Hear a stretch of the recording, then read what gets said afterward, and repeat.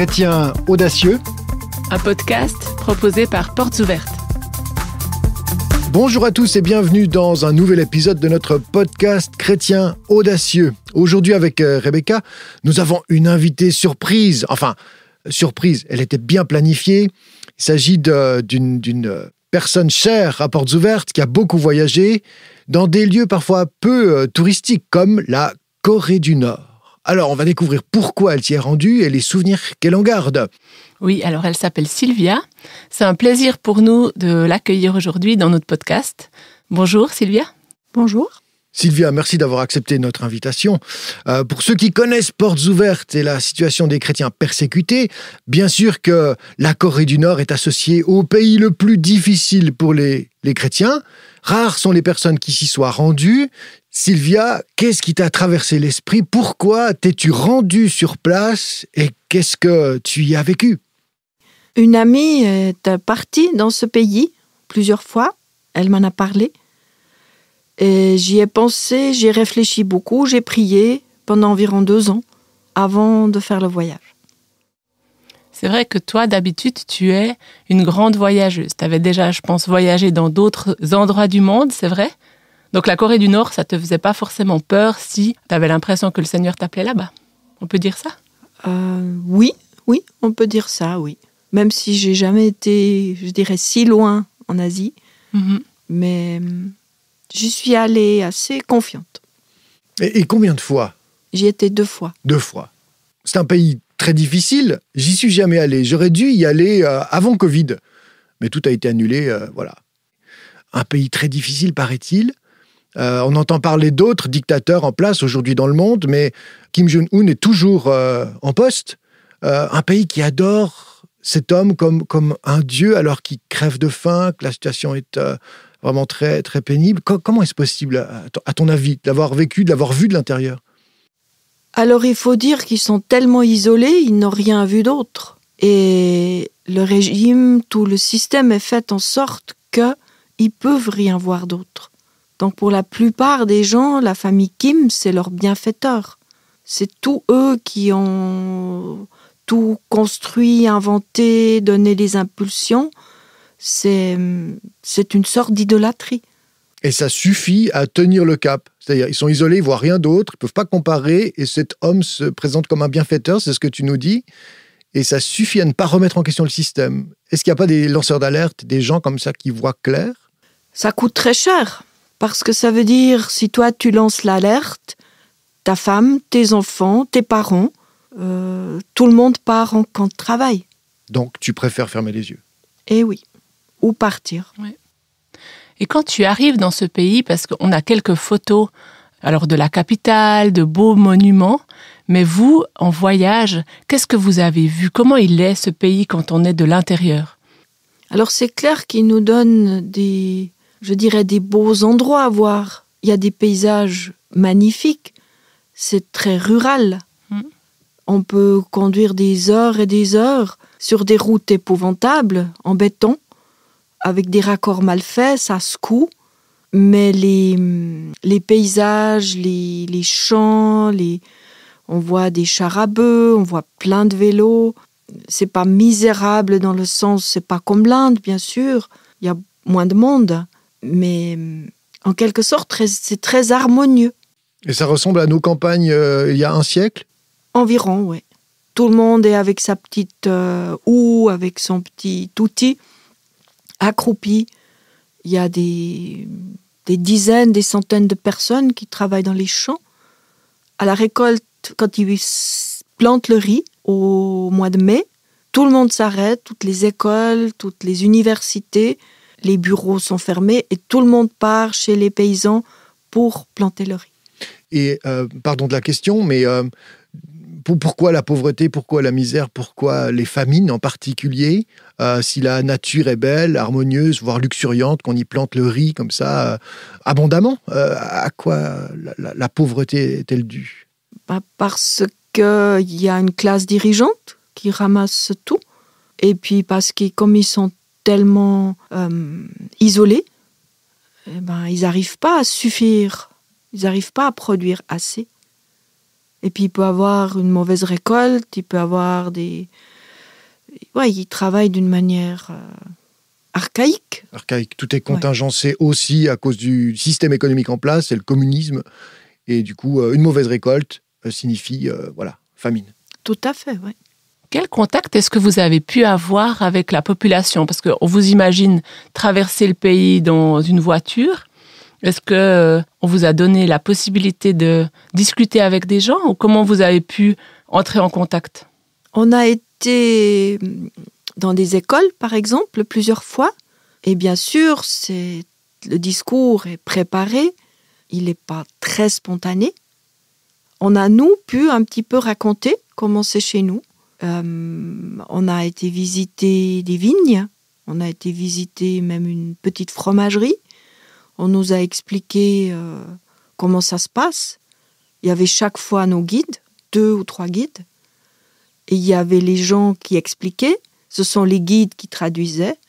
Du contact direct, vraiment direct, on en a eu très peu. On a eu des contacts à travers le chocolat. Chaque fois, on a pris beaucoup de chocolat. Et les guides nous permettaient, à certains endroits, de distribuer. Et par exemple, sur une aire d'autoroute, j'ai pu distribuer aux personnes qui vendaient des rafraîchissements. Et il y a une, après, qui est revenue vers moi, une jeune femme, avec un immense sourire, pour me dire que le chocolat suisse était très bon. Elle connaissait donc le chocolat suisse, malgré l'isolement de la Corée du Nord, quand même. Alors, elle savait que nous, on venait de Suisse. Ah, voilà. Voilà. Est-ce qu'elle en a eu avant? Je ne sais pas. Mais c'était un peu un moyen d'avoir un petit contact visuel, des petits sourires. Mmh.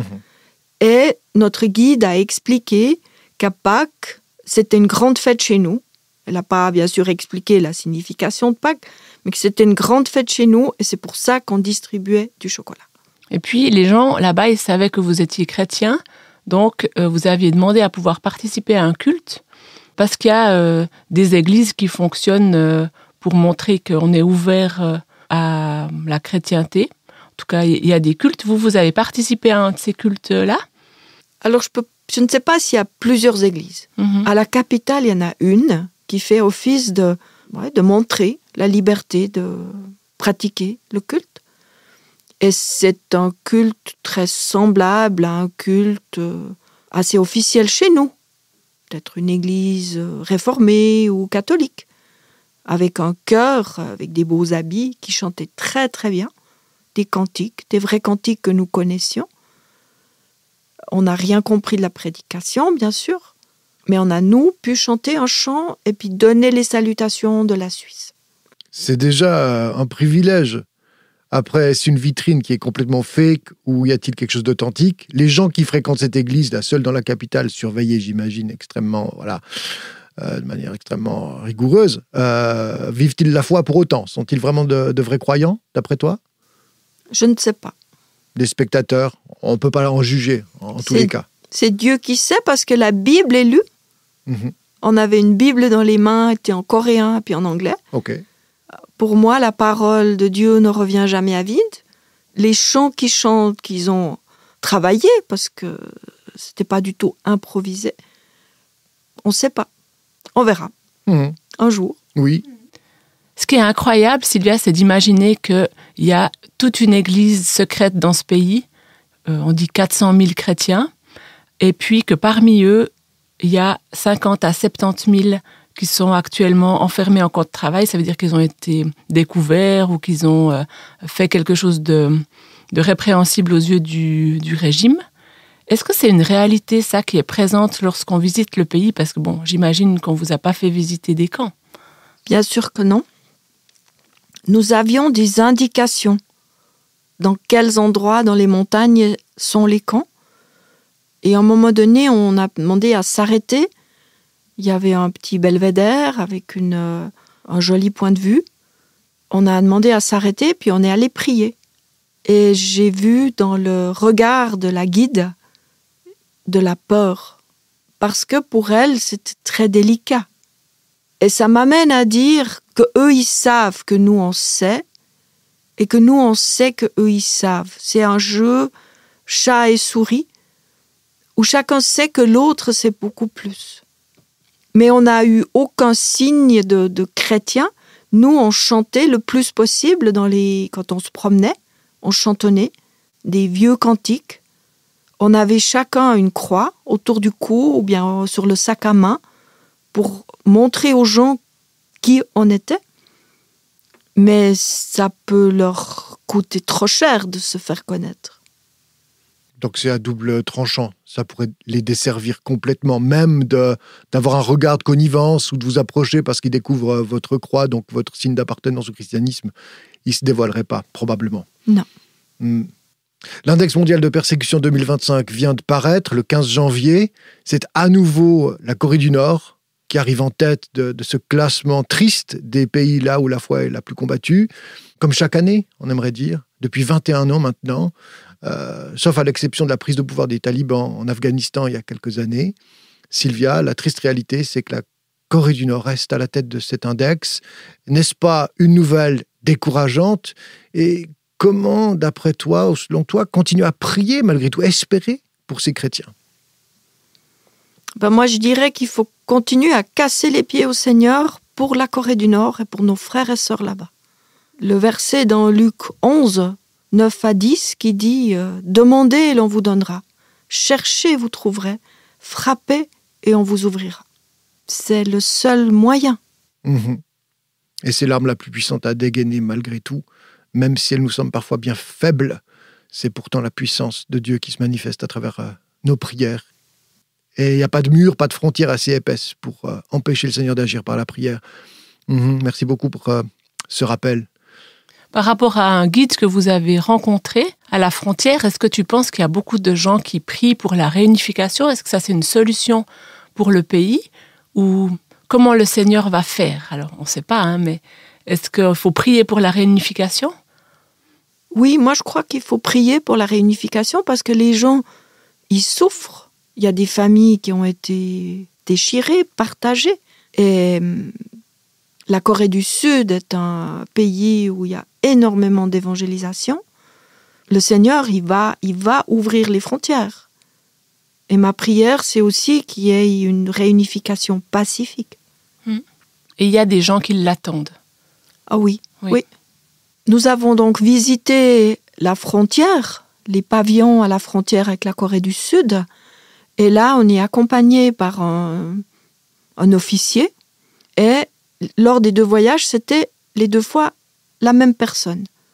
Et donc, nous lui avons demandé combien de temps il allait rester à ce poste. Avec la traduction, bien sûr. Et il a dit, je vais rester jusqu'à la réunification. C'est ce genre de choses, Sylvia, moi, qui m'encourage à continuer à prier pour ces chrétiens. Régulièrement, on reçoit des témoignages de chrétiens de ce pays qui prennent des risques pour leur foi. Et le fait qu'ils ne baissent pas les bras, moi, ça me pousse à persévérer, à prier, à puiser dans leur audace, celle d'assumer alors ma propre foi ici, dans ma vie, et puis à prier pour eux, pour que leur situation change. On a récemment reçu une histoire de Corée du Nord, une histoire d'une femme qui s'appelle Ju Ming, qui est juste impressionnante. Et puis, alors qu'on reçoit la mauvaise nouvelle finalement de l'index mondial de persécution 2025, le fait que la Corée du Nord est à nouveau en tête de l'index, je trouve que de parler de personnes courageuses de ce pays-là nous aide aussi à nous dire, oui, c'est un triste score, mais dans ce pays-là, il y a une église qui survit, et plus que qui survit, qui est connectée à son Seigneur. Alors cette femme, elle s'appelle Ju Ming. Elle est née en Corée du Nord, dans une société alors où le régime dirige tout, dirige le travail, dirige le logement, dirige même la nourriture. Malgré les difficultés, sa famille survivait jusqu'à la famine. Alors c'était dans les années 90, une terrible famine. Il y a 3 millions de personnes qui ont perdu la vie à cause du manque de nourriture dans ces années-là. Et la vie de Ju Ming a basculé avec la mort de sa mère. Son père, il était déjà alcoolique et à ce moment-là, il a sombré dans la violence, le désespoir, et puis il la rendait même responsable de leur misère. Et il lui imposait le fardeau de subvenir, elle, entre autres aux besoins en nourriture de la famille. Alors elle n'a pas eu le choix et Ju Ming, elle a décidé de fuir en traversant la frontière pour chercher du travail, de la nourriture, de l'autre côté, en Chine. Mais cette fuite-là, elle était dangereuse. Et elle savait que si elle était capturée et renvoyée, elle risquait l'emprisonnement ou pire, si elle rencontrait des chrétiens ou qu'elle était mise en relation avec des chrétiens. Et un jour, elle a croisé le chemin d'un partenaire de Portes Ouvertes. Alors, elle a réussi à traverser. Et puis, elle a rencontré un partenaire de Portes Ouvertes qui l'a emmenée dans une maison de refuge côté chinois. Et là, elle a reçu de la nourriture, de l'aide, du réconfort. Et puis, pour la première fois, elle a entendu parler de Jésus. C'était pas une chrétienne nord-coréenne, c'était juste quelqu'un qui avait besoin de fuir en raison de la famine. Alors, au début, elle était méfiante. Elle savait que si elle était découverte, ça pouvait lui coûter la vie. Mais quelque chose chez ces chrétiens l'interpella. C'était leur bonté, c'était leur amour sincère, sans rien attendre en retour. Et puis peu à peu, son cœur s'est ouvert et elle a accepté Jésus comme son sauveur. Alors, après avoir été formée et encouragée par cette communauté dans ce lieu de refuge, Ju-Ming, elle a senti comme un appel de Dieu qui lui disait « Mais retourne en Corée du Nord et partage cette lumière que tu as reçue. » Elle savait que c'était très risqué, mais sa foi et son désir d'obéir au Seigneur étaient plus fortes que sa peur. Et elle l'a fait. Aujourd'hui, elle est retournée vivre en Corée du Nord. Elle sert le Seigneur en étant responsable d'un petit groupe de l'église clandestine. Elle sait qu'elle peut être arrêtée à tout moment. Elle continue, malgré tout, animée par le Saint-Esprit et par cette vérité qui est dans Jean 1,5. C'est un verset qu'elle-même partage. La lumière brille dans les ténèbres et les ténèbres ne peuvent pas l'éteindre. C'est toujours très impressionnant d'entendre ce genre de récit de vie. Rebecca, merci d'avoir partagé. Sylvia, pour revenir à ton expérience, si les chrétiens nord-coréens espèrent en Dieu, obéissent à sa parole, au prix de leur vie, même au prix d'un retour non seulement inconfortable, mais carrément risqué, c'est-à-dire au péril de leur vie, retournent en Corée du Nord, qu'est-ce qu'on peut faire, nous, pour eux? Est-ce que cette foi qui les porte devrait aussi nous pousser à plus d'audace, à plus de persévérance, j'imagine, dans la prière? Mais qu'est-ce que tu nous partagerais comme les meilleures idées, les meilleurs moyens d'action pour nous aujourd'hui depuis la Suisse? Je dirais s'informer, lire des livres, faire des recherches et demander aussi à Dieu comment prier. Prier pour ceux qui s'activent du côté de la Chine, pour nos partenaires qui accueillent, qui donnent des médicaments, de la nourriture pour de l'autre côté. Et ma prière, c'est vraiment comme au temps d'Élie et de la veuve de Sarepta, que les sacs de riz et les pots de kimchi ne se vident pas, que ça se renouvelle, que Dieu nourrisse son peuple. Et ma prière, c'est aussi pour que les chrétiens puissent partager l'évangile avec leurs enfants et leurs voisins, parce que c'est très très dangereux. S'ils sont trahis, si l'enfant va raconter à l'école, c'est le camp de travail. Alors là, on compte sur une grâce spéciale. Tu nous parles de témoigner de la foi dans sa propre famille. C'est extrêmement risqué, tu nous le dis. Est-ce que ça se fait? Est-ce que c'est praticable? Ou est-ce qu'il faut vraiment des convictions comme miraculeuses dans la vie de ces enfants qui voient dans leurs parents quelque chose d'une lumière, d'un bout de l'évangile? Comment ça se passe? Tu as des témoignages? Je sais que parfois ça se passe parce qu'il y a des enfants qui découvrent par eux-mêmes, ou aussi parce que les parents, quand les enfants deviennent plus grands, ont assez de foi ou d'audace pour partager l'évangile. Mmh. Je sais aussi que le Saint-Esprit est extrêmement présent. C'est le Saint-Esprit qui leur dit à quelle heure il y a la réunion dans la forêt. Parce qu'ils ne peuvent pas s'envoyer des WhatsApp. Oui, bien sûr. C'est fantastique, vraiment. Alors on nous dit dans l'Évangile aussi qu'il faut prier pour ses ennemis. Comment est-ce que ça peut se matérialiser là? Parce que en tant que chrétiens nord-coréens, et nous, en tant qu'occidentaux qui voyons ce régime-là, on se dit qu'il y a beaucoup d'ennemis là. Il y a des espions qui dénoncent même les chrétiens, alors qu'ils n'ont pas un intérêt particulier à le faire, mais il y a une telle surveillance sur les faits et gestes des uns des autres dans ce pays-là. Comment on peut prier pour les ennemis? Comment ça se concrétise pour la Corée du Nord? Une question difficile. Mais je crois que nous on peut prier que Dieu leur donne l'amour pour prier pour leurs ennemis, pour ceux qui les ont trahis, pour les gardiens de camps de travail. Cette surveillance, elle est terrible. Il peut y avoir des espions. Un du couple est chrétien et l'autre l'espionne et peut le trahir pour un sac de riz. Oui, à ce prix-là, on se demande même comment la foi chrétienne a survécu jusque-là et comment c'est encore possible d'être chrétien. C'est extraordinairement difficile, puis à la fois extraordinairement miraculeux. On y voit, en effet, comme tu le disais tout à l'heure, Sylvia, l'action du Saint-Esprit qui a su garder une Église vivante, éveillée, qui attend peut-être un changement de gouvernement, mais surtout la venue du royaume de Dieu. Merci beaucoup pour ces pistes, notamment sur les questions de la prière, de la persévérance, à attendre le miraculeux que ces chrétiens vivent assurément. Sinon, je pense que leur foi aurait déjà clairement chancelé ou disparu. À Portes Ouvertes, on croit aussi qu'on est les membres d'un même corps et qu'on fait partie de ce corps, le corps du Christ. On souffre avec ceux qui souffrent et on se réjouit avec ceux qui ont de la joie. C'est important de rester les yeux ouverts et d'exercer notre solidarité dans la prière. Puis c'est vrai que être solidaire, ça commence par être informé.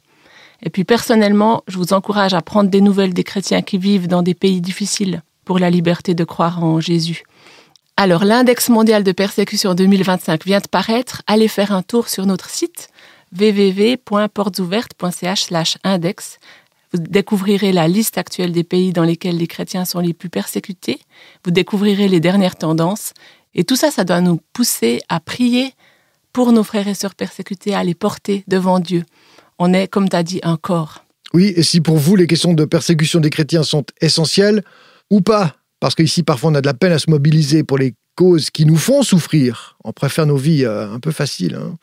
Eh bien, si cette cause vous tient à cœur, partagez l'information sur vos réseaux sociaux, offrez un calendrier de prière ou un index de persécution à ceux qui vous entourent, à l'église, au groupe de maison que vous fréquentez, et parlez de la situation des chrétiens persécutés autour de vous. Merci, nous comptons sur vous. Et puis avant de se quitter, chers auditeurs, j'en profite de la présence de Sylvia pour lui demander ce qu'elle souhaite à nos frères et sœurs en Corée du Nord pour cette année 2025.